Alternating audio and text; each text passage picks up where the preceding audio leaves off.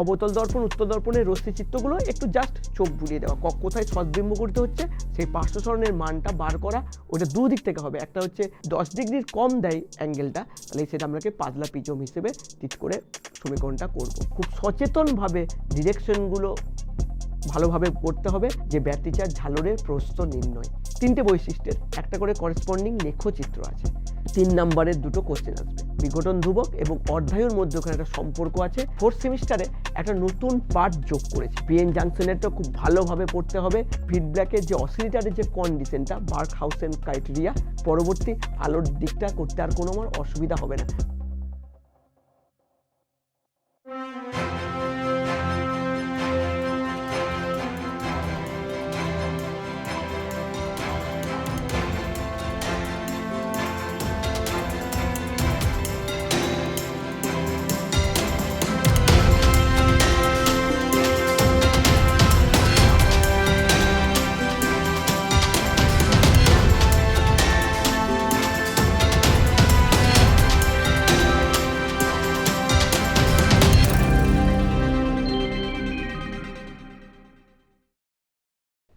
নমস্কার, আপনারা শুনছেন গীতাঞ্জলি রেডিও 90.4 FM আয়োজিত আজকের অনুষ্ঠান টার্গেট উচ্চ মাধ্যমিক।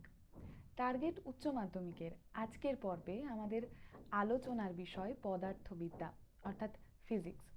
আমাদের এই অনুষ্ঠানে আমরা পেয়েছি সৌমেন রায় স্যারকে, বেনিমাধব ইনস্টিটিউশন থেকে। নমস্কার স্যার, কেমন আছেন?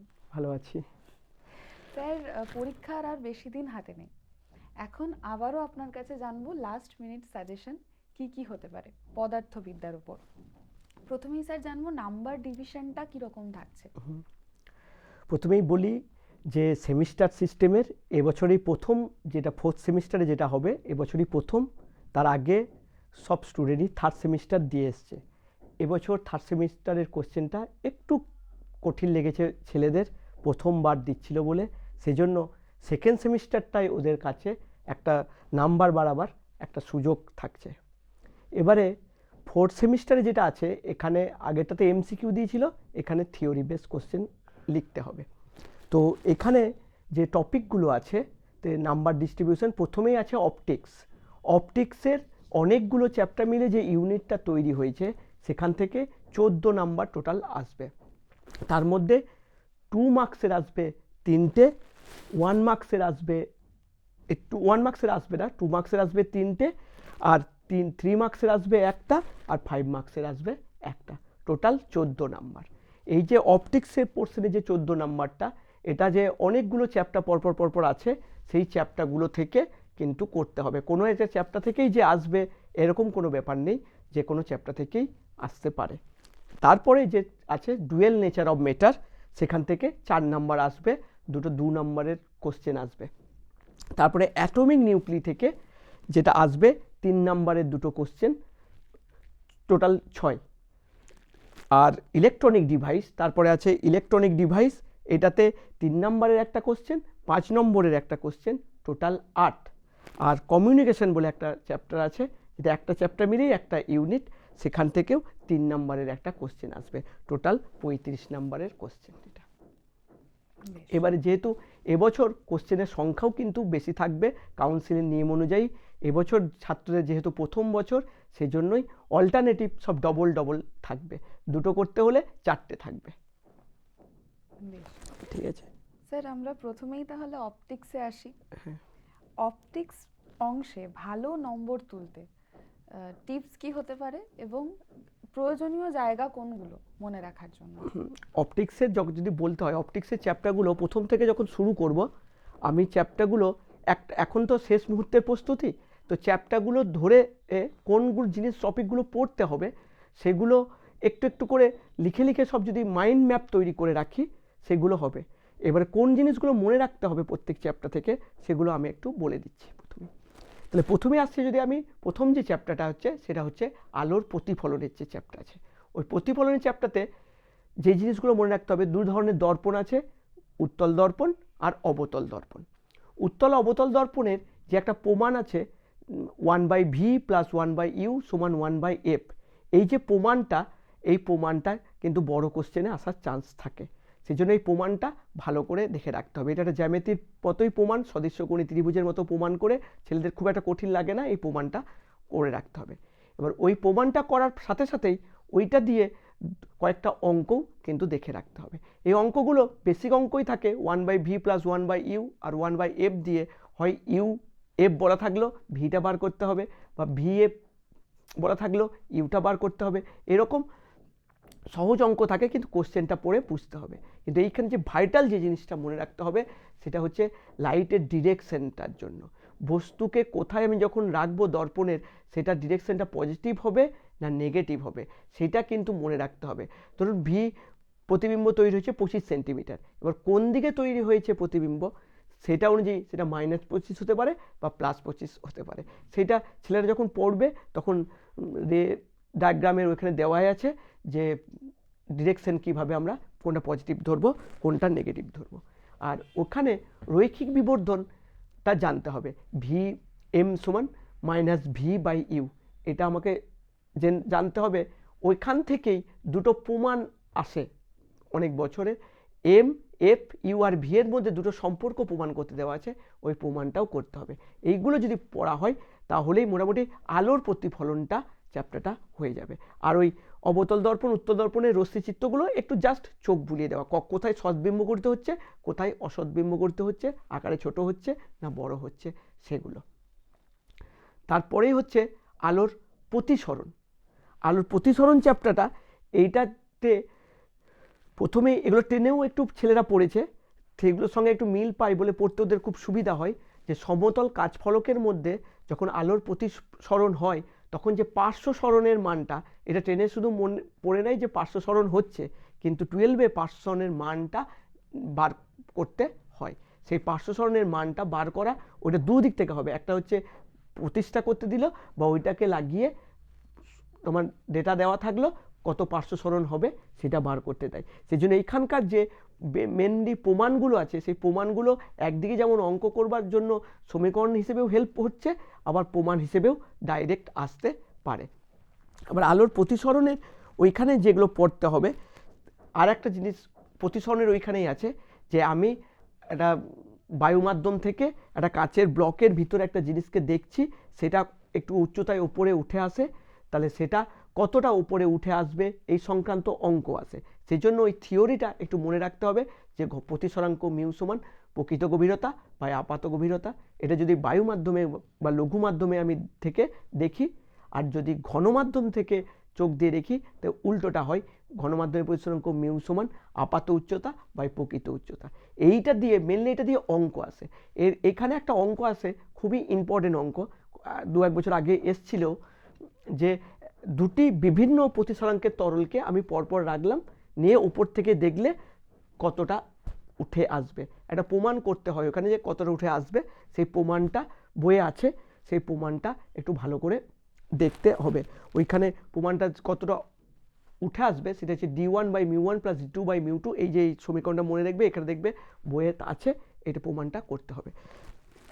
এইটা হলো। তারপরেই চলে আসবে সংকট কোণ। সংকট কোণ যে sin θc = 1/μ, এই প্রমাণটা একটু দেখে রাখতে হবে। আর মেনলি আবার এখান থেকে অঙ্ক দেয়, যেমন দিল জলের ক্ষেত্রে সংকট কোণ কত, জলের প্রতিসরাঙ্ক মিউ জানা থাকলে জলের সংকট কোণটা বার করা হবে। আর একটা জিনিস যেটা আসছে, যে আমরা যদি জলের ভিতর থেকে পৃথিবীকে দেখি তাহলে কেমনভাবে পৃথিবীকে দেখব। যেমন আমরা বায়ু এখন যখন দেখছি তখন আমরা সূর্যোদয় থেকে সূর্যাস্ত পর্যন্ত দেখতে পাচ্ছি 180 ডিগ্রি, কিন্তু মাছেরা যদি পৃথিবীকে দেখছে ওরা কত ডিগ্রি কোণে সূর্যোদয় থেকে সূর্যাস্ত কোণে কত ডিগ্রি কোণে দেখছে, এইটা দিয়ে অঙ্কও দেয়। আবার এই যে প্রমাণটা আছে সেই প্রমাণটাও করতে হয়, ঠিক আছে।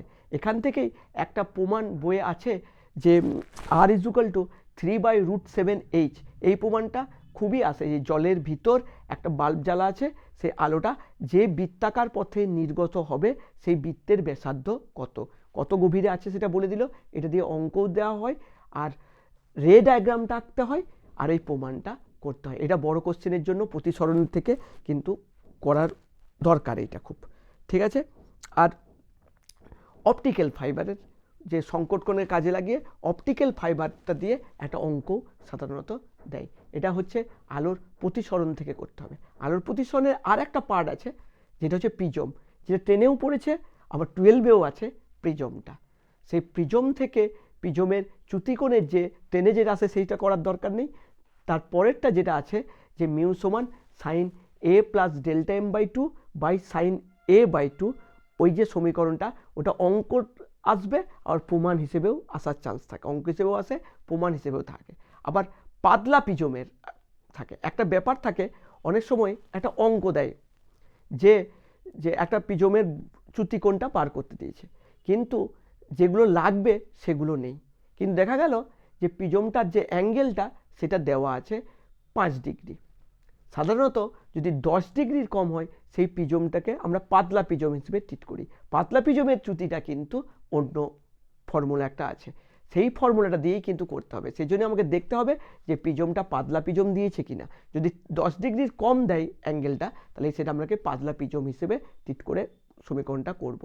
আর ওইখান থেকে প্রিজম থেকে আর একটা জিনিস আছে, প্রিজম থেকে যে যখন প্রিজম থেকে রশ্মি নির্গত না হওয়ার যে শর্ত, সেটাও কিন্তু দেখে রাখতে হবে। এটাই প্রিজম থেকে মোটামুটি এগুলো পড়তে হবে, ঠিক আছে। তারপরেই আলোর অনেকগুলো চ্যাপ্টার বললাম পরপর। এরপরে যে আলোর মেন যে চ্যাপ্টারটা আছে এইটাই হচ্ছে লেন্স। এই যেই চ্যাপ্টারটা, এই চ্যাপ্টারটা একটু ভালোভাবে পড়তে হবে, ঠিক আছে। এই লেন্সের প্রথমেই লেন্সের এখানে মেনলি প্রমাণগুলো দেওয়ার চান্স থাকে, প্রমাণ দেওয়া থাকে, অঙ্কও থাকে দু একটা, কিন্তু প্রমাণগুলো যেগুলো আছে লেন্স থেকে যে 1/v মাইনাস 1/u সমান 1/f, দর্পণেরটা প্লাস ছিল এটা মাইনাস ছিল, এটা মনে রাখতে হবে।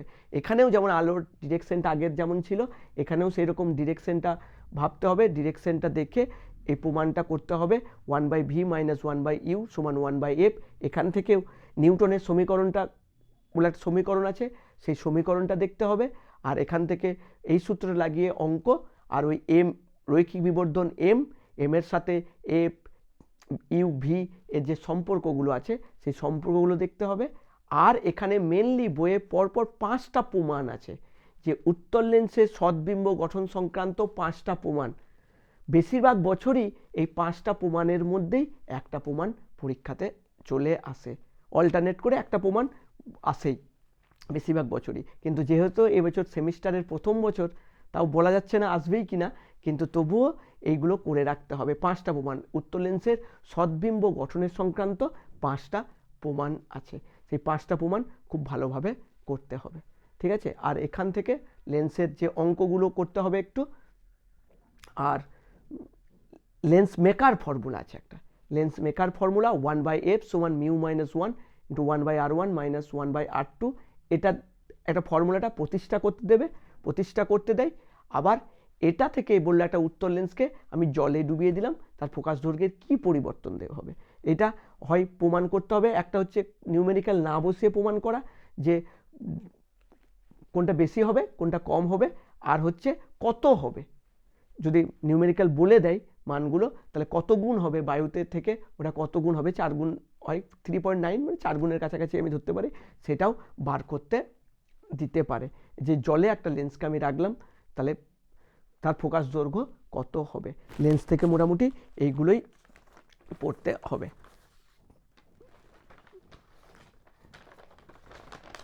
লেন্সের পরে আছে আলোর বিচ্ছুরণ। এটা একটা ছোটো চ্যাপ্টার আছে, আলোর বিচ্ছুরণ। এখান থেকে বিচ্ছুরণ ক্ষমতা কাকে বলে, বিচ্ছুরণ ক্ষমতা কাকে বলে তার রাশিমালাটা জেনে রাখতে হবে, বিচ্ছুরণ ক্ষমতা। আর বিচ্ছুরণের কারণ কি, এটা টেনেও পড়েছে বিচ্ছুরণের কারণ কি, এখানেও একবার শুধু জেনে রাখতে হবে যে বিচ্ছুরণের কারণটা কি হয়, আর বিচ্ছুরণ ক্ষমতা কাকে বলে।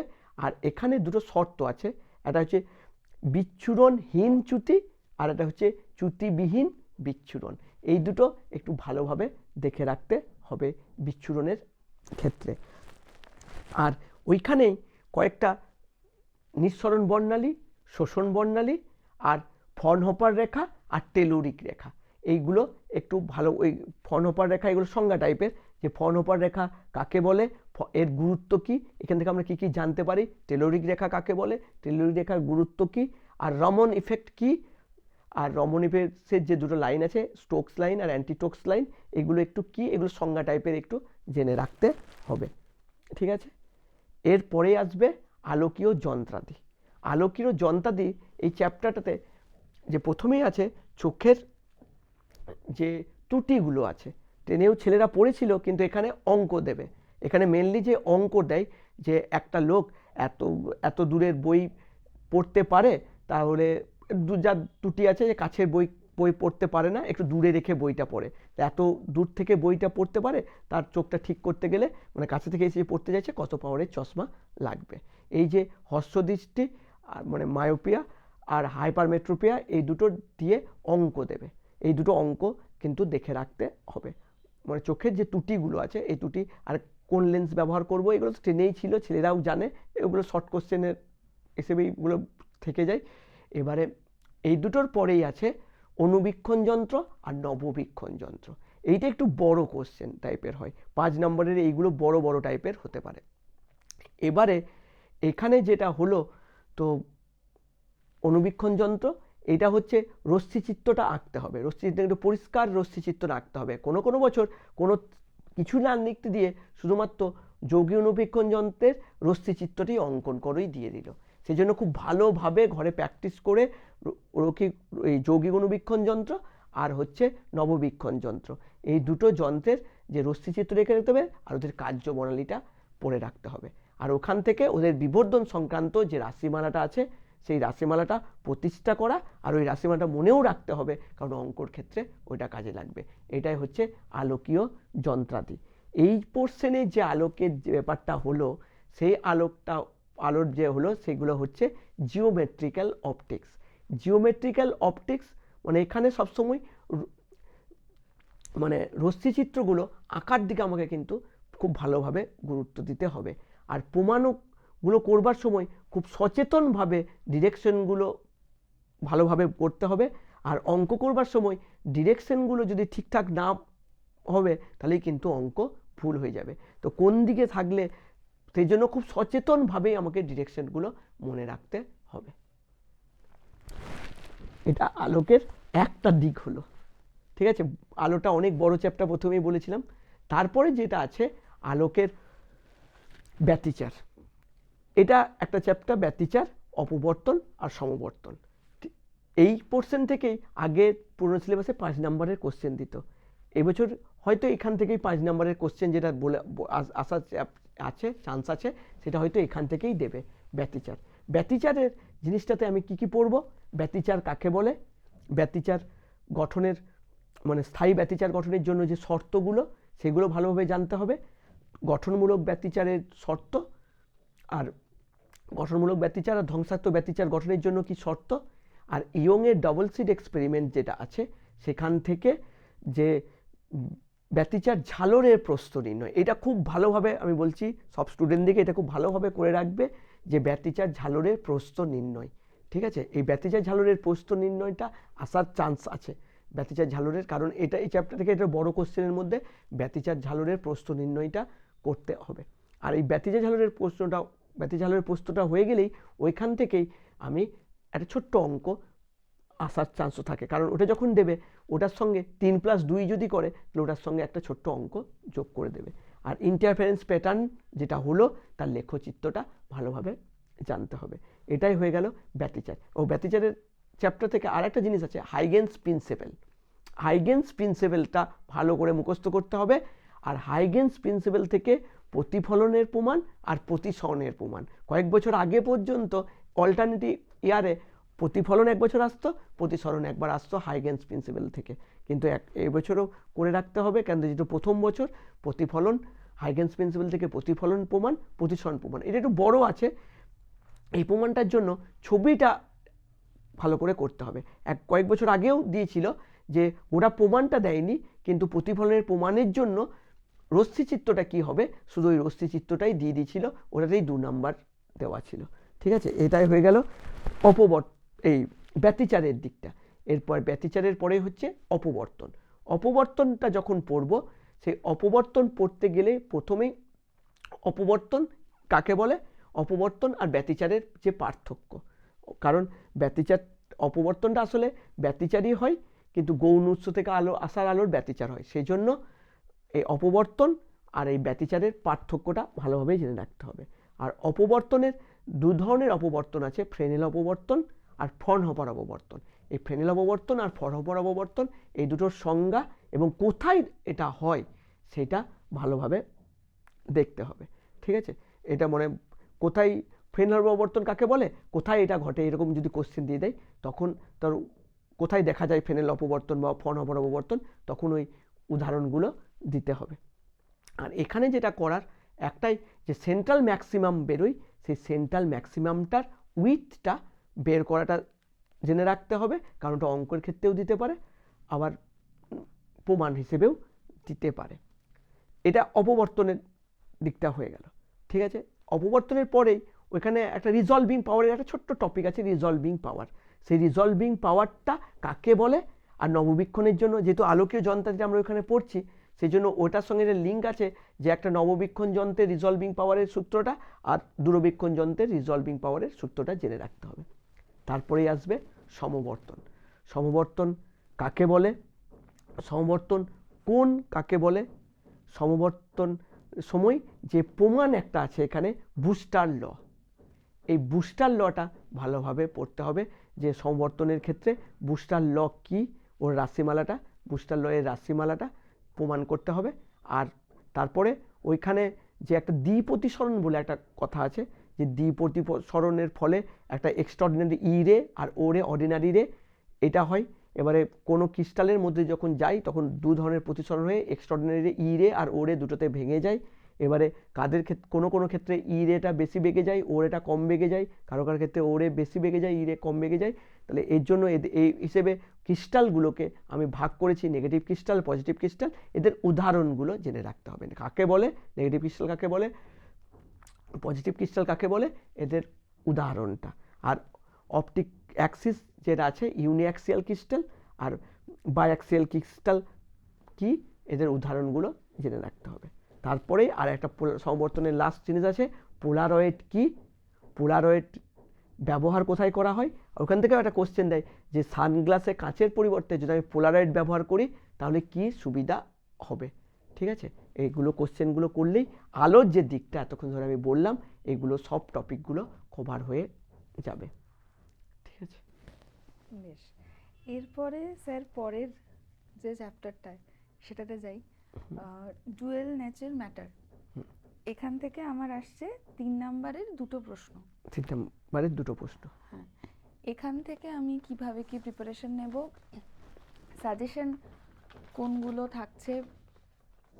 ডুয়েল নেচার থেকে 2 নাম্বারের দুটো কোশ্চেন আসবে। হ্যাঁ, 2 নাম্বারের দুটো কোশ্চেন আসবে, ডুয়েল নেচার অফ ম্যাটার থেকে 2 নম্বরের দুটো কোশ্চেন আসবে। এটাই যেটা হচ্ছে আইনস্টাইনের যে থিওরিটা আছে, এটাই বেস করেই এই চ্যাপ্টারটা শুরু হয়েছে।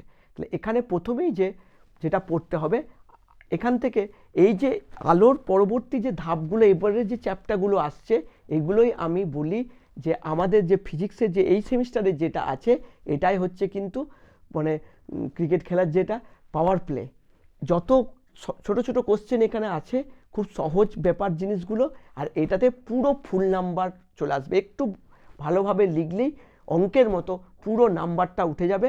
আর এটাতেই যে পুরো 21 নাম্বার, 21 নাম্বার এখান থেকে যেটা আছে, সেই 21 নাম্বারটা পুরোটাই যে মানে নিজের গ্রিপের মধ্যে চলে আসবে এই চ্যাপ্টার থেকে। সেই জন্য এই যে চ্যাপ্টারগুলো পরপর আসছে আমি বলছি, এই চ্যাপ্টার হচ্ছে আমাদের 4th সেমিস্টারের ফিজিক্সের হচ্ছে পাওয়ার প্লে। ঠিক আছে, এই ফার্স্ট চ্যাপ্টারে হচ্ছে আলোক তড়িৎক্রিয়া বলে যে চ্যাপ্টারটা, ডুয়েল নেচার অফ ম্যাটারের যে চ্যাপ্টারটা, এখানে প্রথমেই যে পড়তে হবে আলোক তড়িৎক্রিয়া কাকে বলে, কার্যপেক্ষক কাকে বলে, তারপরে কার্যপেক্ষক ওটা যখন পড়লাম, আলোক তড়িৎক্রিয়ার বৈশিষ্ট্য কী কী। এই যে বৈশিষ্ট্যগুলো আছে, এখানে 4টে বৈশিষ্ট্য আছে। এই 4টে বৈশিষ্ট্য লেখার সাথে সাথে 4টে বৈশিষ্ট্যেরই একটা করে করেসপন্ডিং, 3টে বৈশিষ্ট্যের একটা করে করেসপন্ডিং লেখচিত্র আছে। সেই লেখচিত্রগুলো বৈশিষ্ট্য লেখার সাথে সাথেই পাশে লেখচিত্রগুলোও কিন্তু দিয়ে দিতে হবে। ঠিক আছে, এখানে প্রথম যে বৈশিষ্ট্য আছে, যে ইন্টেন্সিটির ওপর কেমনভাবে নির্ভর করে, তার সঙ্গে ওটা বলা হলো যে ইন্টেন্সিটি বাড়লে আলোক তড়িৎ প্রবাহ বাড়বে, তার পাশে একটা লেখচিত্র দিয়ে দেওয়া হলো। পরে যে দুটো লেখচিত্র আছে সেটা দিয়ে দেওয়া হলো। তারপরে সূচনা কম্পাঙ্ক দেওয়া আছে, যে 4টে বৈশিষ্ট্যের মধ্যে 3টে বৈশিষ্ট্যের লেখচিত্র আছে, সেই 3টে বৈশিষ্ট্য আমরা দিয়ে দিলাম। এটা খুব ভালোভাবে পড়বে, কারণ এটা খুবই আসে যে আইনস্টাইনের এই আলোক তড়িৎক্রিয়ার বৈশিষ্ট্যগুলি লেখো। ঠিক আছে, এখান থেকেই সূচনা কম্পাঙ্ক কাকে বলে আর নিবৃত্তি বিভব কাকে বলে। নিবৃত্তি বিভবের রাশিমালাটা মনে রাখতে হবে, কারণ নিবৃত্তি বিভবের রাশিমালাটা আবার অঙ্ক করতে কাজে লাগবে। ঠিক আছে, এরপরে যখন এটা হলো, আলোক তড়িৎ ক্রিয়াটা হলো, তারপরেই এটার যে ব্যাখ্যা করতে যখন গিয়েছিলাম তখন আমরা যে ওয়েভ আলোকে এতদিন পর্যন্ত আমরা তরঙ্গ হিসেবে ট্রিট করেছিলাম, যে এতদিন পর্যন্ত আমরা যে আলোর চ্যাপ্টারগুলো পড়লাম সেই আলোকে তরঙ্গ হিসেবে ধরেছিলাম, সেই তরঙ্গ হিসেবে ধরে যখন এই ঘটনাটাকে ব্যাখ্যা করতে গেলাম তখন আমার ব্যাখ্যাটা একটু ভুল প্রমাণিত হলো। কিন্তু সেটা কেন ভুল প্রমাণিত হলো, যে ওয়েভ তত্ত্ব এটাকে ব্যাখ্যা করতে পারছে না, সেটাও কোশ্চেনে আসে যে ওয়েভ তত্ত্ব কেন তরঙ্গ তত্ত্বের সাহায্যে এটাকে ব্যাখ্যা করা গেল না কেন, তরঙ্গ তত্ত্বের ব্যর্থতাগুলি লেখো, সেটাও একটা কোশ্চেন হিসেবে চলে আসে। তারপরে আসবে এইটা এবার ব্যাখ্যা করেছিল আইনস্টাইন, সে আইনস্টাইনের যে ব্যাখ্যাটার জন্য আইনস্টাইন দুটো স্বীকার্য দিয়েছিল, সেটাও পার্ট হিসেবে কোশ্চেন চলে আসে যে আলোক তড়িৎ ক্রিয়া ব্যাখ্যার জন্য আইনস্টাইনের স্বীকার্যগুলি লেখো। এগুলো একটু মুখস্থ করলেই হয়ে যাচ্ছে, একটু বুঝে মুখস্থ করলেই খুব সহজ, মানে খুবই সহজ জিনিস মুখস্থ করতে পারবে। তারপরে আসলো আইনস্টাইনের সমীকরণগুলো। আইনস্টাইনের সমীকরণ ইকে ম্যাক্স সমান হচ্ছে H new minus W zero. ঠিক আছে, এইটা যেটা সমীকরণটা এর তিনটে রূপ করা আছে, মানে ওটা থেকেই ক্যালকুলেশন করে দু ধরনের রূপ করা আছে। আইনস্টাইনের চারটে সমীকরণ দাঁড়ালো, সেই চারটে সমীকরণই অনেক সময় দিয়ে দেয় যে আইনস্টাইনের সমীকরণগুলি লেখো এবং প্রত্যেকটি রাশি কি কি বোঝাচ্ছে, প্রতিটি চিহ্ন কি কি রাশিকে বোঝাচ্ছে সেগুলো লেখো, এটাতেই একটা কোশ্চেন দিয়ে দেয়। সেই জন্য আইনস্টাইনের সমীকরণগুলো মনে রাখতে হবে। আর ওই আইনস্টাইনের সমীকরণের একটা সমীকরণের লেখচিত্র যেটা আছে সেই লেখচিত্রটাও কোশ্চেন হিসেবে দিয়ে দেয়, যে এই লেখচিত্রটা ইভি জিরোর সঙ্গে নিউয়ের যে লেখচিত্রটা সেই লেখচিত্রটা অঙ্কন করো, এবং এই লেখচিত্র থেকে প্ল্যাঙ্কের কনস্ট্যান্টের মান কিভাবে নির্ণয় করা যায় আর কার্য অপেক্ষকের মান কিভাবে নির্ণয় করা যায়, এইটা আইনস্টাইনের থেকে আসে। তাহলে এই আইনস্টাইনের এখানে তাহলে কী পড়তে হবে, আলোক তড়িৎ ক্রিয়ার বৈশিষ্ট্যগুলো পড়লাম, আইনস্টাইনের সমীকরণগুলো পড়লাম, আর আইনস্টাইনের সমীকরণগুলো থেকেও অঙ্কও খুব আসে, খুব সহজ অঙ্ক। ওইখানে যে রাশিগুলো আছে তার মধ্যে দেখা গেল চারটে রাশি হয়তো আছে, চারটের মধ্যে তিনটে বলে দিলাম, একটা বলা থাকলো না, সেটাকে বাকিগুলো বসিয়ে সেটাকে বার করতে হবে। ঠিক আছে, এইগুলো করবার সময় এককটাকে একটু গুরুত্ব দেখতে হবে, কারণ এখানে যে এককগুলো থাকে সেগুলো ইলেকট্রন ভোল্ট এককে থাকে, আবার সেগুলোকে কোনো সময় জুলে কনভার্ট করতে হচ্ছে বা জুলে দেওয়া থাকলে ইলেকট্রন ভোল্টে কনভার্ট করতে হবে। এই যে এককটা এইটাখানে কিন্তু খেয়াল রাখতে হবে যে জুল আর ইলেকট্রন ভোল্টটা আমি খেয়াল রাখবো যে কোন এককে নিয়ে যাচ্ছি। ঠিক আছে, আমাকে কোন এককে নিয়ে যেতে হবে আর কোন এককে দেওয়া হচ্ছে। ঠিক আছে, আর তারপরেই চলে এলো ডি ব্রগলি প্রকল্প। ডি ব্রগলি প্রকল্প কি, ডি ব্রগলি প্রকল্পের রাশিমালাটা। ঠিক আছে, ডি ব্রগলি প্রকল্পের রাশিমালাটার থেকে অঙ্ক দেওয়া হয় যে ল্যামডার মান নির্ণয় বার করতে দেয়। আর পদার্থ তরঙ্গ কি, পদার্থ তরঙ্গের দুটি বৈশিষ্ট্য, এইগুলো পড়লেই আলোক তড়িৎ ক্রিয়ার যে চ্যাপ্টারটা পুরো কমপ্লিট হয়ে যাবে। আশা করি এইগুলো যদি পড়া হয় আর কোনো আনকমন কোশ্চেন আসার চান্স নেই। ঠিক আছে, তারপরেই যেটা আছে সেটা হচ্ছে অ্যাটমিক এবং নিউক্লিয়ার যে চ্যাপ্টারটা আছে, যেখান থেকে 3 নম্বরের দুটো কোশ্চেন আসবে। এটা ইউনিটটা হচ্ছে অ্যাটম এবং নিউক্লি, কিন্তু এটার দুটো আছে, একটা হচ্ছে অ্যাটম পোর্শন, একটা হচ্ছে নিউক্লিয়াসের যে পোর্শনটা। অ্যাটমের পোর্শন যেটাতে বোর তত্ত্ব থেকে আছে, তো এখানটা এটা সুবিধাও আছে, এটা ছেলেরা 11-এর কেমিস্ট্রিতে পড়ে বোর তত্ত্বগুলো। ঠিক আছে, এবারে বোর তত্ত্বতে প্রথমেই বোর তত্ত্বের স্বীকার্যটা পড়লো, ওইখানে দুটো যে শর্ত আছে, যে বোরের কম্পাঙ্ক শর্ত আর বোরের কোয়ান্টাম শর্ত, এই দুটো শর্তকে জেনে রাখতে হবে। তারপরে বোরের যে রেডিয়াস বার করা, যে বোর কক্ষপথের ব্যাসার্ধ নির্ণয়, শক্তি নির্ণয় আর বেগ নির্ণয়, এই যে রাশিমালাগুলো আছে এই রাশিমালাগুলোর বার করার যে প্রসেসটা সেটা দেখে রাখতে হবে ম্যাথামেটিক্যাল ক্যালকুলেশন করে, জাস্ট ম্যাথামেটিক্যাল ক্যালকুলেশন করে এটা ওটাকে ভাগ করে একটা আর এর মান পাওয়া গিয়েছে, শক্তির মান পাওয়া গিয়েছে আর বেগের মান পাওয়া গিয়েছে। এটা বিভিন্ন কক্ষপথে বিভিন্ন হয়, এটা প্রতিষ্ঠাতাও দেখে রাখতে হবে, আর এখান থেকেও অঙ্কও ছোটো ছোটো অঙ্কও দেয় বোরের এই তত্ত্বটা থেকে। তারপরেই এখান থেকেই লাগিয়ে হয় হাইড্রোজেন বর্ণালী। বর্ণালীতে যেটা আছে যে হাইড্রোজেন বর্ণালীগুলো যে Balmer series, Brackett series, Paschen series, এই সিরিজগুলো লেমন সিরিজ, এগুলো পরপর সিরিজগুলো যেগুলো আছে সেই সিরিজগুলো কোন কক্ষপথ থেকে সে কোন কক্ষপথে পড়লে কোনটা উৎপন্ন হচ্ছে সেইগুলো জেনে রাখতে হবে। এখান থেকে যে কোশ্চেনটা আসেই, আর আসার চান্সও খুব বেশি, যে কোনো শ্রেণীর ম্যাক্সিমাম তরঙ্গ দৈর্ঘ্য আর মিনিমাম তরঙ্গ দৈর্ঘ্যের কত বেরোয় সেটা, আর বামারের ম্যাক্সিমাম, বামারের মিনিমাম, লেমানের ম্যাক্সিমাম, লেমানের মিনিমাম, প্যাসেনের ম্যাক্সিমাম, প্যাসেনের মিনিমাম, প্রত্যেকটা যদি করে রাখা হয় খুব সহজ, মানে ছেলেদের এগুলো খুব মজাই লাগে এগুলো করতে। এইগুলো বার করে রাখবে, এখান থেকেই এই কোশ্চেনগুলো খুবই দেয়। তারপরেই চলে গেলে এক্স রে। এক্স রে দু ধরনের বর্ণালীটা শুধু পড়বো, নিরবিচ্ছিন্ন বর্ণালী আর হচ্ছে বৈশিষ্ট্যমূলক এক্স রে বর্ণালী। নিরবিচ্ছিন্ন বর্ণালী কীভাবে সৃষ্টি হয়, বৈশিষ্ট্যমূলক বর্ণালী কীভাবে সৃষ্টি হয়, আর বৈশিষ্ট্যমূলক বর্ণালীর এখানে মজলের সূত্র আর মজলের সূত্রের গুরুত্ব, এই দুটো পড়তে হবে। এইটা পড়লেই অ্যাটমিক পোর্শনটা কভার হয়ে যাবে, পুরো অ্যাটমিক পোর্শনটা কভার হয়ে যাবে। আর অ্যাটমিক পোর্শনের পরে আসবে নিউক্লিয়াসের দিকটা, যেটা নিউক্লিয়াসের দিকে যেখানে আছে ওখানে আছে তেজস্ক্রিয়তার ব্যাপারগুলো আছে। তেজস্ক্রিয়তার ওইখানে যেটা পড়তে হবে, তেজস্ক্রিয় বিঘটনের সূত্রটা, সূচকীয় সূত্রটা আছে, ওইটা প্রতিষ্ঠা করতে দেয়, যে তেজস্ক্রিয় বিঘটনের সূচকীয় সূত্রটি প্রতিষ্ঠা করো। তারপরে বিঘটন ধ্রুবক আর টাইম, মানে হাফ লাইফ, অর্ধায়ু, বিঘটন ধ্রুবক এবং অর্ধায়ুর মধ্যে ওখানে একটা সম্পর্ক আছে, সেই সম্পর্কটা প্রমাণ করতে দেয়, ঠিক আছে। আর এখান থেকেও অঙ্ক দেয়, যে তেজস্ক্রিয়তে কাজে লাগিয়ে অঙ্ক দেয়, বলে দিলে একটা ইউরেনিয়াম এত গ্রাম আছে, এত বছর পর কত অবশিষ্ট থাকবে, এইরকম টাইপের অঙ্কগুলোও এখান থেকে রেডিও অ্যাক্টিভিটির ওই চ্যাপ্টার থেকে আছে। এবার ওইগুলো পড়তে হবে। তেজস্ক্রিয়তাতে আর কিছু নেই, ওইগুলোই বেশি। তেজস্ক্রিয় বিঘটনের সূত্রটা ভালো করে পড়তে হবে, অর্ধায়ু আর হাফ লাইফের মধ্যে সম্পর্কটা, আর হাফ লাইফ দিয়ে যে অঙ্কগুলো করতে হয় সেই অঙ্কগুলো দেখে রাখতে হবে। তারপরেই কৃত্রিম তেজস্ক্রিয়তা বলে একটা জিনিস আছে। কৃত্রিম তেজস্ক্রিয়তা কি, আর কৃত্রিম মৌলান্তর। কৃত্রিম মৌলান্তর কয়েকটা শূন্যস্থান দিয়ে দেয়, যে একটা নিউক্লিয়াস আছে, তাকে একটা জিনিস দিয়ে আমি আলফা কণা স্রোত বা হিলিয়াম দিয়ে আঘাত করলাম, একটা উৎপন্ন হলো, আর একটা কি উৎপন্ন হবে। এইগুলো খুব সহজ সহজ জিনিসগুলো আছে, এইগুলো একটু দেখে রাখতে হবে। আর নিউক্লিয় বিভাজন আর নিউক্লিয় সংযোজন, এটা ওরা ইয়েতেও পড়েছে, টেনেও পড়েছে, এখানেও আর একবার ওটা জাস্ট একটু পড়ে নিলেই অ্যাটমিক নিউক্লি পোর্শনটা হয়ে যাবে। এরপরে স্যার আসছে electronic device. Electronic device, electronic ডিভাইসের প্রথমেই এই ফোর্থ সেমিস্টারে একটা নতুন পার্ট যোগ করেছে। আগে এতদিন পর্যন্ত সিলেবাসে এটা ছিল না, এটা আগে ওল্ড, মানে পুরনো দিনের জিনিস, ওটা পুরনো যুগে ছিল। এখন আবার এটা নতুন করে একটু পোর্শনটা, বেসিক প্রিন্সিপালটা শুধু দিয়েছে ভ্যাকুম ডায়োড। আগে শুধু সেমিকন্ডাক্টর থেকেই প্রথমে শুরু হতো, এখন প্রথমে আছে ভ্যাকুম ডায়োড।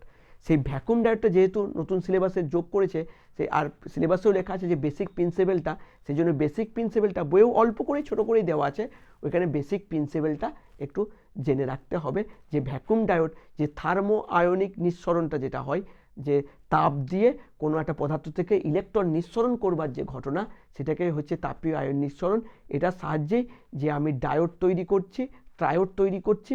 ডায়োডে কি কি থাকে, ফিলামেন্ট, অ্যানোড, আর ট্রায়োডে ফিলামেন্ট, গ্রিড, অ্যানোড, এইগুলো যেগুলো থাকছে, এইগুলো বেসিকটা একটু জেনে রাখতে হবে। আর ওখানে একটা ল আছে, যে চাইল্ড ল্যাংমুর ল, এই লটাও একটু জেনে রাখতে হবে। যে আইভি যে লেখচিত্রটা হয় সেটা কোন সূত্র অনুযায়ী হয়, সেটা চাইল্ড ল্যাংমুর ল, সেটা একটু জেনে রাখতে হবে। তারপরেই এইটুকুটাই নতুন ঢুকিয়েছে এবারে। তারপরেই যাবে সেমিকন্ডাক্টর। সেমিকন্ডাক্টরের এখানে প্রথমেই P type semiconductor, N type semiconductor. P type semiconductor করবার জন্য আমি কোন টাইপের ডোপিং করব, এন টাইপের জন্য কোন টাইপের ডোপিং করব, এখানে মেজর কেরিয়ারকে, মাইনর কেরিয়ারকে, এন টাইপে মেজর কেরিয়ারকে, মাইনর কেরিয়ারকে, এইগুলো প্রথমে জেনে রাখলাম। তারপরেই চলে যাব PN junction diode. PN junction ডায়োডটা খুব ভালোভাবে পড়তে হবে। পিএন জাংশন ডায়োডে আসে যে একটা পিএন জাংশন ডায়োডের বৈশিষ্ট্য লেখো অঙ্কন করো, বৈশিষ্ট্য লেখো অঙ্কন করো। এটাতে একটা ভুল আমি খাতাতে, উচ্চ মাধ্যমিকের খাতা দেখতে গিয়ে দেখেছি, কোশ্চেন এসছে যে পিএন জাংশন ডায়োডের বৈশিষ্ট্য লেখো অঙ্কন করো। ছেলেরা বৈশিষ্ট্য লেখো, মানে এখানে লেখচিত্রটা অঙ্কন করতে বলেছে, কার্ভটা ড্র করতে বলেছে, কিন্তু অনেক ছেলে বৈশিষ্ট্য লেখোটা পড়ে অঙ্কন করাটা না দেখেই শুধুমাত্র বৈশিষ্ট্যটা লিখিয়ে দিল। সেটা যেন না হয়, বৈশিষ্ট্য লেখো অঙ্কন করো, এখানে লেখো বলতে ক্যারেক্টারিস্টিক কার্ভটা বুঝিয়েছে, সেই কার্ভটা আইভি ক্যারেক্টারিস্টিক কার্ভটা আমাকে ড্র করতে হবে। তাহলে পিএন জাংশনের এখানে বৈশিষ্ট্য লেখোটা অঙ্কন করতে হয় ফরওয়ার্ড বায়াসে, রিভার্স বায়াসে। আর পিএন জাংশন লাগিয়ে যে ফুল ওয়েভ রেকটিফায়ার আর হাফ ওয়েভ রেকটিফায়ার, এটা আসার খুব চান্স আছে, যে ফুল ওয়েভ রেকটিফায়ার কীভাবে কাজ করবে, হাফ ওয়েভ রেকটিফায়ার কীভাবে কাজ করবে। ওটাতে বইয়ে আছে যে দুটো ইনপুট আউটপুট লেখচিত্র করা আছে আর 4-5 লাইন করে লেখা আছে, ওটা পড়লেই যে ফুল wave rectifier half wave rectifier হিসেবে ব্যবহার হয়ে যাবে। তারপরে আসবে জেনার ডায়োড। জেনার ডায়োডের এগুলোর প্রত্যেকটার বর্তনী চিহ্ন জানতে হবে। পিএন জাংশন ডায়োডের বর্তনী চিহ্ন, জেনার ডায়োড আসবে, জেনার ডায়োডের বর্তনী চিহ্ন, এরও আইভি ক্যারেক্টারিস্টিক, প্রত্যেকটার এখানে যেটাই পড়বো প্রত্যেকটার বর্তনী চিহ্ন আর আইভি ক্যারেক্টারিস্টিক্স জানতেই হবে। জেনার ডায়োডের আইভি ক্যারেক্টারিস্টিক, বর্তনী চিহ্ন, আর Zener diode as a voltage regulator হিসেবে যে কাজ করে সেইটা কীভাবে কাজ করে সেটা সার্কিট ডায়াগ্রামটা জানতে হবে আর ওর প্রিন্সিপালটা জানতে হবে। এটাও কিন্তু ইম্পর্টেন্ট যে ভোল্টেজ রেগুলেটর হিসেবে জেনার ডায়োড কীভাবে কাজ করে। ঠিক আছে, তারপরে আসবে ফোটো ডায়োড। ফোটো ডায়োডের সে একই বর্তনী চিহ্ন, শুধু বর্তনীটা কেমন হয়, লেখচিত্রটা কেমন হয় আর এর কার্যনীতি, 2-4 লাইনের কার্যনীতি আছে জেনে রাখতে হবে। এইরকম কোশ্চেন হলে খুব সুবিধা হয়, 1+1+1 মানে ফুল 3 নম্বরের কোশ্চেন, কিন্তু এটা 1+1+1 করে দেয়। বর্তনী চিহ্নটা লেখো, আইভি ক্যারেক্টারিস্টিকটা আঁকো, আর কার্য কোন নীতির উপর বেস করে তৈরি হয়েছে ওটা 2 লাইনের হয়ে গেল। নাম্বার তোলাটা নাম্বার, এই কোশ্চেনগুলো সবই নাম্বার তোলাগুলো ইজি হয়। তারপরে চলে আসবে এলইডি। এলইডির ক্ষেত্রেও তাই, বর্তনী চিহ্ন, লেখচিত্র আর ওই কার্যপ্রণালীটা জানতে হবে। এই পোর্শনটা হয়ে গেল ডায়োড সংক্রান্ত কোশ্চেন। তারপরেই চলে এলো ট্রানজিস্টার। ঠিক আছে, ট্রানজিস্টারের এখানে যে পিএনপি আর NPN transistor, emitter, base, collector কোনটা কি এটা জেনে রাখতে হবে ছেলেদিকে। আর তারপরে এখানে যে সি মোডে ট্রানজিস্টার, এখানে একটা কোশ্চেন, বড় কোশ্চেন আসে যে সি মোডে ট্রানজিস্টার অ্যাম্প্লিফায়ার হিসেবে যখন কাজ করে তখন তার সি মোডের বর্তনী চিহ্নটা আঁকো। এটা একটা কোশ্চেন আছে, বর্তনী যে সার্কিট ডায়াগ্রামটা শুধু আঁকতে হয়। ঠিক আছে, সার্কিট ডায়াগ্রামটা খুব ভালোভাবে করতে হবে। তা ওখানে খেয়াল করতে হবে যে আমাকে কোশ্চেন যখন দেয় এনপিএন ট্রানজিস্টার দিয়েছে না পিএনপি ট্রানজিস্টার দিয়েছে, কারণ পুরোটাই উল্টে যাবে তীর চিহ্নগুলো, মানে কোন দিক থেকে কোন দিকে কারেন্ট যাচ্ছে, এনপিএন এর ক্ষেত্রে যা হয় পিএনপি এর ক্ষেত্রে তার উল্টোটা হয়, সেই জন্য কোন দিকে হচ্ছে সেটা পুরোপুরি জানতে হবে। আর যেটা হলো ট্রানজিস্টারের যে ক্যারেক্টারিস্টিক্সটা, সেই ক্যারেক্টারিস্টিক্সটা আউটপুট ক্যারেক্টারিস্টিকটা ভালোভাবে জানতে হবে।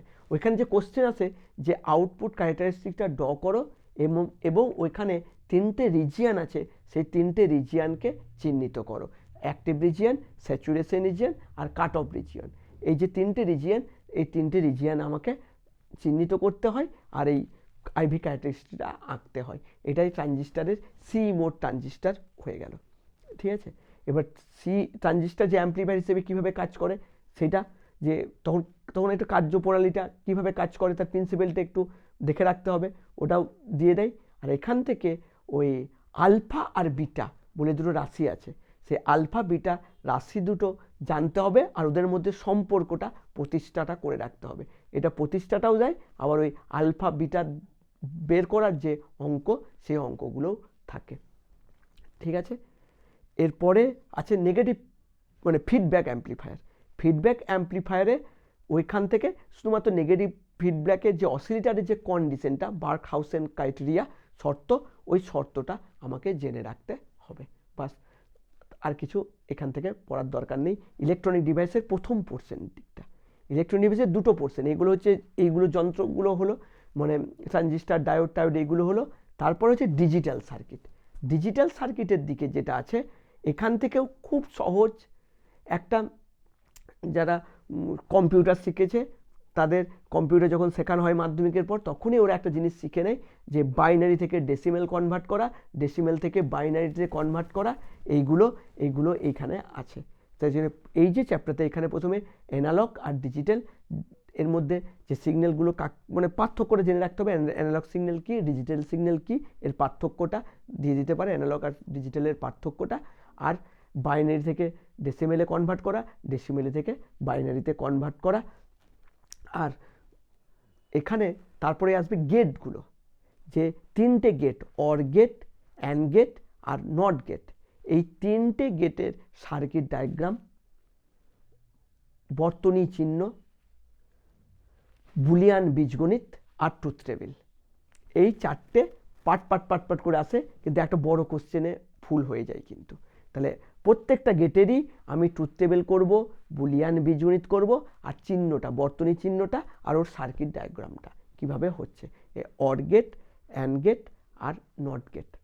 ঠিক আছে, এরপর ডি মর্গানস থিওরম বলে এখানে একটা থিওরম আছে, সেই থিওরমটা একটু জেনে রাখতে হবে, কারণ এই থিওরমটা লাগিয়েই এর পরের যে পোর্শনটা বলছি, ন্যান গেট আর নর গেট, এই অর গেট, অ্যান্ড গেট আর নট গেট, এইগুলোকে লাগিয়েই দু ধরনের গেট তৈরি হয়, ন্যান গেট আর নর গেট। ঠিক আছে, এই দুটো গেটেরও একই রকম বর্তনী চিহ্ন, বুলিয়ান বীজগণিত আর ট্রুথ টেবিল, এই তিনটে জেনে রাখতে হবে। আর এখান থেকে অর গেট, অ্যান্ড গেট আর নট গেটকে বলা হয় ফান্ডামেন্টাল গেট আর প্রাথমিক গেট, আর এই নর গেট আর ন্যান গেটকে বলা হয় সার্বজনীন গেট। এই ন্যান গেট আর নর গেটকে কেন সার্বজনীন গেট বলা হয় সেইটা একটা কোশ্চেন দেয়, যে নর গেট আর ন্যান গেটকে কেন সার্বজনীন গেট বলা হয়। তখন আমাকে দেখিয়ে দিতে হবে যে ন্যান গেট আর নট গেট ব্যবহার করে, যে কোনো যেটা বলবে সেটাই ব্যবহার করেও আমি অ্যান্ড গেট, অর গেট আর নট গেট এই তিনটেই তৈরি করতে পারছি। তাহলে প্রাথমিক গেটগুলো যদি আমি এই গেট দিয়ে তৈরি করতে পারি, তাহলে সেই জন্য এগুলোকে সার্বজনীন গেট বলা হয়, ইউনিভার্সাল গেট বলা হয়। আর এই ন্যান গেট ব্যবহার করে যত রকম লজিক আছে সেই লজিকগুলো আমি তৈরি করতে পারি। ঠিক আছে, তো এইটা আমাকে জেনে রাখতে হবে, যে একটা আবার একটা পার্ট হিসেবে বুঝতে পারে যে একটা ন্যান গেটকে কীভাবে অর গেটে রূপান্তরিত করবে, বা একটা ন্যান গেটকে কীভাবে অর গেটে রূপান্তরিত করবে, বা ন্যান গেট কীভাবে নট গেটে রূপান্তরিত করবে, এরকমগুলোও দিতে পারে। আর এখান থেকে একটা জিনিস, যে বুলিয়ান বীজগণিত দিয়ে দিল, সহজ বুলিয়ান বীজগণিত দিয়ে দিল, যে একটা Y equal to A B bar plus A bar B, এইটার সার্কিট ডায়াগ্রামটাই গেট দিয়ে কিভাবে হবে সেটাও আঁকার খুব সহজই পদ্ধতি, সেটাও একটু দেখে রাখতে হবে। এরকম ছোট একটা বুলিয়ান বীজগণিত, তার করেসপন্ডিং সার্কিটটা কেমন হবে সেটা দেখে রাখতে হবে। এটাই হলো ডিজিটাল সার্কিটটা হয়ে গেল, ইলেকট্রনিক ডিভাইস কমপ্লিট হয়ে গেল এইগুলো দেখলেই। স্যার কিছু কিছু ভুলের কথা বললেন, সেগুলো আমাদের একটু মাথায় রাখতে হবে। যেমন প্রথম দিকে রেখেছিলাম একক লেখাটা দরকার, তারপর যদি বৈশিষ্ট্য লেখা থাকে সেগুলো মনে রাখা, এইগুলো দেখলে নাম্বার ক্যারি করতে অনেকটা সুবিধা। আর আলোর ক্ষেত্রে মেইনলি ছবিগুলো ভালোভাবে কনসেপ্ট, নেগেটিভ পজিটিভটা খুব ভালোভাবে মনে রাখতে হবে। আচ্ছা, কমিউনিকেশন শেষ হচ্ছে, শেষ চ্যাপ্টার কমিউনিকেশনের প্রথমেই যেটা আছে মডুলেশন আর ডিমডুলেশন। তো মডুলেশন কাকে বলে, ডিমডুলেশন কাকে বলে, এখানে 3 নম্বরের কোশ্চেন আসবে, মডুলেশন কাকে বলে আর ডিমডুলেশন কাকে বলে। এখানে একটা বইয়ে প্রথমেই দেওয়া আছে, যে একটা ছকের সাহায্যে দেওয়া আছে যে মডুলেশনের যে চিত্ররূপটা, মডুলেশন করবার সময় আমি কিভাবে করব, যে একটা তথ্য সংকেতকে একটা বাহক তরঙ্গের ওপর চাপিয়ে মডুলেশন করার হয়, তারপর একটা অ্যান্টেনার সাহায্যে, প্রেরক অ্যান্টেনার সাহায্যে সেটাকে পাঠানো হচ্ছে, আবার যেখানে রিসিভ হচ্ছে সেখানে, এটার যে একটা ডায়াগ্রাম করা আছে, এটাই কোশ্চেনে দিয়ে দেয় অনেক সময়, যে একটা 2 নম্বরের কোশ্চেনে এটা দিয়ে দেয়, যে মডুলেশন ডিমডুলেশনের যে রূপটা, সেটা তথ্য রূপটা, সেটা ছকের সাহায্যে লেখো। এটা বইয়েও আছে, সেটা লিখতে হয়। আবার পার্টটাও দিতে পারে, মডুলেশন দিকটা আবার ডিমডুলেশন দিকটা। ঠিক আছে, ওইটা লেখার সময়, যে বইয়েও আছে কিন্তু ছেলেরা মিস করে যায় ওটা লেখার সময়, যে এই প্রসেসটা যখন ঘটছে তখন আনওয়ান্টেড সিগন্যাল বা নয়েজ অনেক সময় ঢুকে যায়। সেই নয়েজ ঢোকা যাওয়ার জন্য আমরা যখন চ্যানেলে কোনো কিছু দেখি বা রেডিওতে কিছু শুনি, অনেক সময় আমার ডিস্টারবেন্স আসে, সেই নয়েজ ঢুকে যায় বলে। এবার সেই নয়েজগুলো যে ওইখানে দেখাতে হয় যে কোথায় নয়েজগুলো এন্টার করছে। এবার বইয়ে ক্লিয়ারলি ছবিটা দেওয়া আছে, যে সেই ছবিটা করতে হবে। মডুলেশন এখানে 2 ধরনের মডুলেশনটাই আছে, একটা হচ্ছে অ্যামপ্লিটিউড মডুলেশন AM আর ফ্রিকোয়েন্সি মডুলেশন FM। এই AM আর FM অ্যামপ্লিটিউড মডুলেশন কাকে বলে, অ্যামপ্লিটিউড মডুলেশনের সময় বাহক তরঙ্গ, তথ্য তরঙ্গ আর মডুলেটেড ওয়েভ, তার লেখচিত্রটা কেমন হবে এইটা কিন্তু একে দেখে নিতে হবে। ঠিক আছে, কারণ এটাই দেয় যে ওই লেখচিত্রটা কেমন হয়, মডুলেটেড ওয়েভের লেখচিত্রটা কেমন হবে, বাহক তরঙ্গের লেখচিত্রটা কেমন হবে, কারণ মডুলেশনটা কোথায় ঘটছে, অ্যাম্পলিটিউডে যে মডুলেশনটা ঘটছে এই মডুলেশনে এইটা। তাহলে অ্যাম্পলিটিউড মডুলেশন কাকে বলে, ওই যে ছবিটা আছে লেখচিত্র, সেই লেখচিত্রগুলো দেখে নিতে হবে। আর হচ্ছে যে অ্যাম্পলিটিউড মডুলাঙ্ক বলে একটা জিনিস আছে, সেই মডুলাঙ্কের যে রাশিমালাটা, মডুলাঙ্ক কাকে বলে, সেই মডুলাঙ্কের রাশিমালাটা দিয়েও কিন্তু অঙ্ক দেয়। ঠিক আছে, তাহলে এই অ্যাম্পলিটিউড মডুলেশন পোর্শনটা হয়ে যাবে। ফ্রিকোয়েন্সি মডুলেশনেও তাই, ফ্রিকোয়েন্সি মডুলেশন কাকে বলে, আর ফ্রিকোয়েন্সি মডুলেশনের যে লেখচিত্রটা আর মডুলেশন গুণাঙ্ক, এখানে মডুলেশন গুণাঙ্ক বলা হয়, সেই মডুলেশন গুণাঙ্ক কি সেটাও জানতে হবে। তাহলে এম আর এফএম এর দুটোই একই জিনিসই, আমি ছবিটা সংজ্ঞাটা এটা জেনে রাখবো। এম আর এফএম এর পার্থক্যটা এটা বইয়ে আছে, এটা অনেক সময় দিয়ে দেয়। তো এম মডুলেশন মানে amplitude modulation, M R FM এর মধ্যে পার্থক্যটা এটা করতে হবে।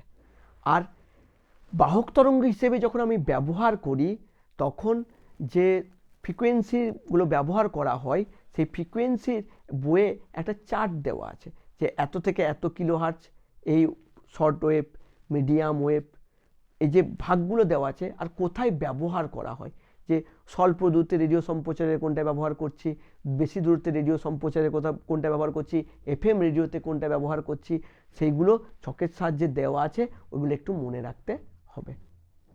ঠিক আছে, তো মডুলেশনের এই যে পোর্শনটা হলো। আর তারপরে মোডেম বলে একটা কথা আছে, যে মোডেম কি, ঠিক আছে, এই মোডেমটা কি সেটা ওখানে জানতে হবে।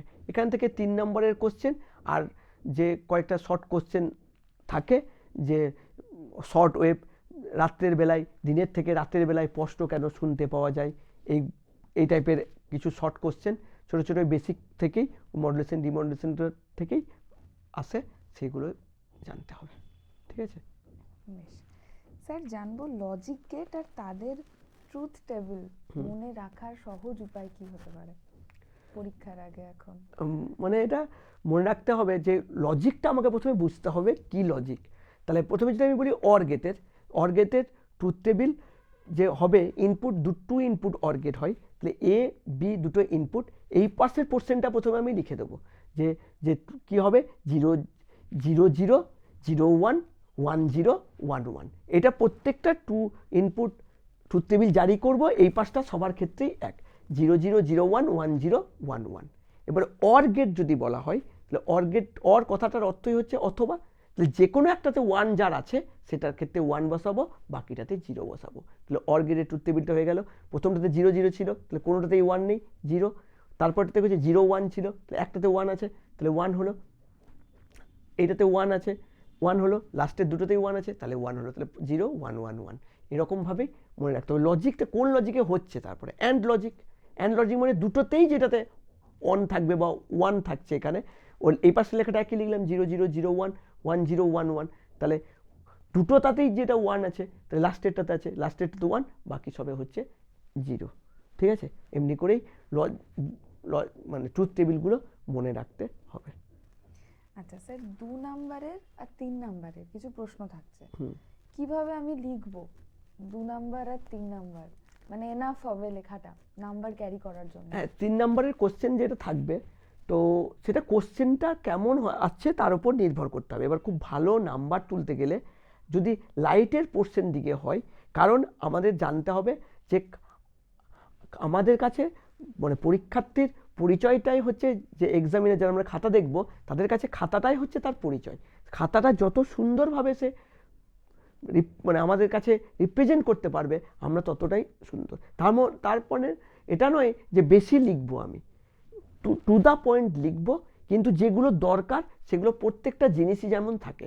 এবার আমি দেখা গেল আমি একটা জিনিস বলছি, যে এটা আইনস্টাইনের, যেটা আমি বললাম, কেউ আলোকতড়িৎকার বৈশিষ্ট্য বললো, দুটো বৈশিষ্ট্য লেখো, কেউ দুটো বৈশিষ্ট্য লিখে দিল পরপর, আর একজন দুটো বৈশিষ্ট্য লিখে পাশে লেখচিত্রটা দিল। ঠিক আছে, অটোমেটিকলি ওর থেকে এর লেখাটা একটু ভালো হলো, প্রেজেন্টেশনটা ভালো হলো। এবার এটার গুরুত্বটা কি, হয়তো ও যা নাম্বার পেলো, নাম্বারের দিক থেকে খুব একটা ভ্যারি হলো না, কিন্তু এটার ক্ষেত্রে আমাদের অন্য এক জায়গায় ইমপ্রেশনটা পড়ে, কোনো জায়গায় হয়তো আরও একটু লিখতে হতো, ঠিক আছে, তখন যেহেতু ওই জায়গাটা একটু ভালো লিখেছিল, এটাতে হয়তো একটু ওকে খাতা দেখার সময় আমরা একটু ওকে ছেড়ে দিলাম, না ওটা তো ভালো লিখেছে, এটাতে একটু হয়তো টাইমের অভাব হয়েছে বা কিছু একটা অভাব হয়েছে বলে এটাতেও একটু আমরা নাম্বার তাকেও কিন্তু দিয়ে দিলাম। মানে এই খাতা দেখতে দেখতেই স্টুডেন্টদের সম্বন্ধে ইমপ্রেশনটাই তৈরি হয়ে যায় ভালো খাতা পেলে। আর আমি তো বলবো যে প্রথমেই যখন শুরু করব এই বছর, প্রথমেই আমি পরীক্ষা দেওয়ার যে কোশ্চেনগুলো ওই মডার্ন ফিজিক্সের যে পোর্শনগুলো, সেই পোর্শনগুলো প্রথমেই করে নেওয়া। প্রথমেই যদি আমি ওইগুলো করে নিই তাহলে আমার মানে কনফিডেন্স লেভেলটা অনেক হাই হয়ে যাবে, কারণ ওইগুলো কমন কোশ্চেনের মধ্যে পাওয়া যাবে, খুবই সহজ কোশ্চেন, আর ওয়ান মানে খুব ছোটো ছোটো ছোটো ছোটো কোশ্চেন আসবে ওইগুলো থেকে। ডিভিশন থাকবে, হ্যাঁ, নাম্বার ডিভিশন থাকবে, মানে পাঁচগুলো তো পুরো পাঁচ থাকবে না, 3-2 থাকবে, 3+2 পাঁচগুলো, সেই তিনগুলোও আবার দেখা যেতে পারে ভাগ থাকতে পারে, কারণ পুরো 5 নম্বরের কোশ্চেন আমাদের ফিজিক্সে হয়ই না। ঠিক আছে, এতদিন পর্যন্ত পুরো তিনও হয়নি, তিনগুলোও আবার ভাগ ছিল। ঠিক আছে, মানে দুটো পার্টে হিসেবে ভাগ থাকে।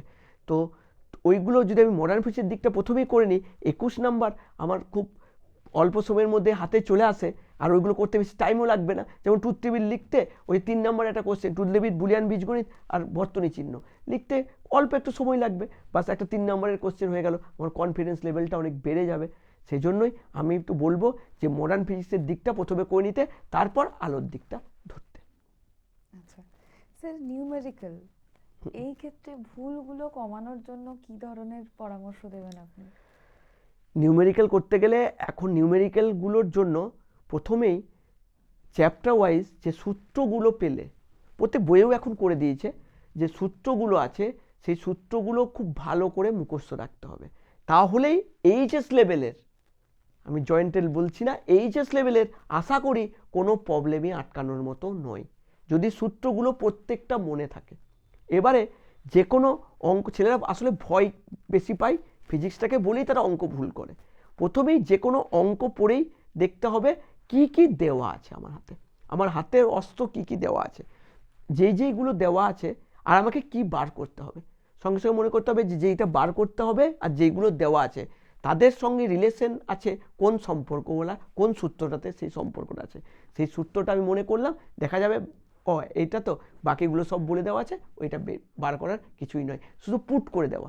আর পুট করবার সময় নিউমেরিক্যালে একটা এককগুলো একটু, যে একই একক আমি হচ্ছে যে এসআই পদ্ধতিতে করছি, তো পুরো সবগুলোই এসআই পদ্ধতিতে দিচ্ছি কিনা, এটা হলেই নিউমেরিক্যালে ভুল হওয়ার চান্স খুবই কম। আর নিউমেরিক্যাল দিয়ে ভয় হওয়ার কোনো চান্স, এইচএস লেভেলের খুব কঠিন নিউমেরিক্যাল আসে না, বেশিরভাগ সূত্র মনে থাকলেই নিউমেরিক্যাল হয়ে যাবে।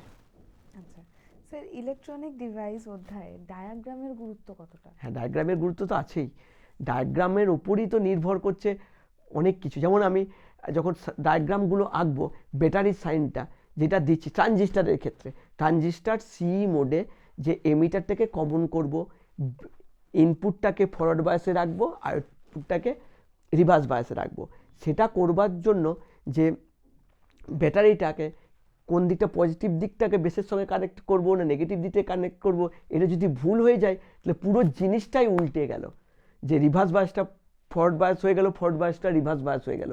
সেই জন্য ব্যাটারিটা লাগাচ্ছি কোনটা, কোন দিকটা পজিটিভ থাকবে, কোন দিকটা নেগেটিভ থাকবে, পজিটিভটা কার সঙ্গে কানেক্টেড হবে, কারেন্টের ডিরেকশনটা কোন দিক থেকে কোন দিকে হবে, এগুলো খুব ভালোভাবেই বুঝেই আঁকাটা দরকার, যে মুখস্থ করে আঁকাটা হবে না, বুঝে আমাকে আঁকতে হবে। ঠিক আছে, বুঝে প্র্যাকটিস করে, কেন আমি তীর চিহ্নটা এই দিক থেকে দিচ্ছি, কেন ব্যাটারিটা এরকম লাগাচ্ছি, সেটা বুঝে তারপরে করতে হবে। পরীক্ষার আগের দিন কোন কোন জায়গাগুলো রিভিশন দেওয়া খুব দরকার? পরীক্ষার আগের দিন আমি তো বলবো আলোর দিকটা একটু দেখে রাখতে হবে, আলোর প্রমাণের দিকগুলো, যে আলোর প্রমাণগুলো, আর এই পরীক্ষার আগের দিন জাস্ট বেশি টেনশন না করে এই সূত্রগুলোই শুধু একটু চোখ বুলিয়ে যাওয়া। মডার্ন ফিজিক্সের দিকটা আগে থেকে একটু পড়ে রাখলে আর নতুন করে দেখার কিছু নেই, মানে যেগুলো আছে সেই আইনস্টাইনের সমীকরণ এগুলো মনেই থাকবে। আলোর যে দিকটা আছে সেই দিকটা একটু গুলিয়ে যেতে পারে, সেজন্যই পরীক্ষার আগের দিন যে সূত্রগুলো একটু দেখে রাখা, আর প্রমাণগুলো, লেন্সের যে প্রমাণগুলো আছে সেই প্রমাণগুলো দেখে যেতে হবে। আচ্ছা, আর পরীক্ষার হলে তো বললেন আগে মডার্ন ফিজিক্সটা করে নিতে। হ্যাঁ, তাহলে কি তারপর হয়, করে নিতেই বলছি না আমি, কিন্তু করলে কি সুবিধা হচ্ছে হবে। সুবিধা হবে ছেলেদের। কারণ ওটা হলেই আমার কনফিডেন্সটা গেন হয়ে গেল। যখন আমার কনফিডেন্সটা গেন হয়ে গেল, পরবর্তী আলোর দিকটা করতে আর কোনো আমার অসুবিধা হবে না। প্রথমে আলোটা করতে গিয়ে যদি কোনো কোশ্চেনে হোঁচট খেয়ে যায়, তখন এই দিকগুলো শেষের সময় ভুল হয়ে যাওয়ার চান্স থাকবে। ঠিক আছে, সেই জন্য প্রথমে এই দিকটা করে 21 নাম্বার, 35-এর মধ্যে 21 নাম্বার যখন আমার পকেটে চলে এলো, মোটামুটি ব্যাকআপ তখন থেকে আমার গেল। অনেক সুবিধা হয়ে গেল আমার জিনিসটা। ঠিক। অনেক ছোট ছোট টিপস আবারও জানতে পেরেছি আপনার কাছে। তো সময় বেশি হাতে নেই, যেটুকু রিভিশন করার এইভাবেই করব। কিছু সাজেশন পেয়ে গেছি আমরা। আহ, জুড়ে থাকি ঠিক এইভাবেই আমরা তোমাদের সাথে, তোমরাও পরীক্ষার প্রিপারেশন ভালোভাবে নাও। অনেক ধন্যবাদ স্যার, আজকে আপনি সময় দিয়েছেন আবারও। আজকের এই পর্ব এই পর্যন্তই। জুড়ে থাকুন আপনারা আমাদের সাথে গীতাঞ্জলি রেডিও 90.4-এর সাথে, সিউড়ি শহরের প্রথম এবং একমাত্র community radio station Gitanjali 90.4 FM। আজকে টার্গেট উচ্চ মাধ্যমিকের এই পর্ব এই পর্যন্তই। অনেক ধন্যবাদ, নমস্কার। নমস্কার।